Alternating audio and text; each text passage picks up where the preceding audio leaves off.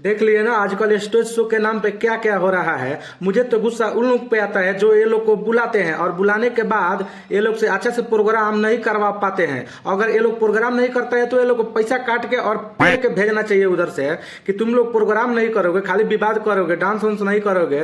नचनिया हो तो डांस करने हो तो डांस करो, लेकिन ये लोग डांस नहीं करता है, खाली विवाद करता है। और गाली सुनिए कि ये लोग कितना गंदा गंदा बात करता है, अपने आप को माँ बहन को गाली कैसे कैसे ये लोग देता है।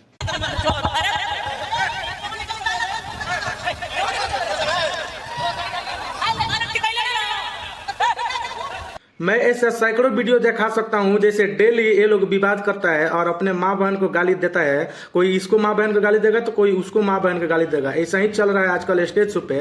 और पब्लिक भी चुतिया है, उधर बैठ के देखता है। ये लोग को जूता मार के वहां से भगाना चाहिए।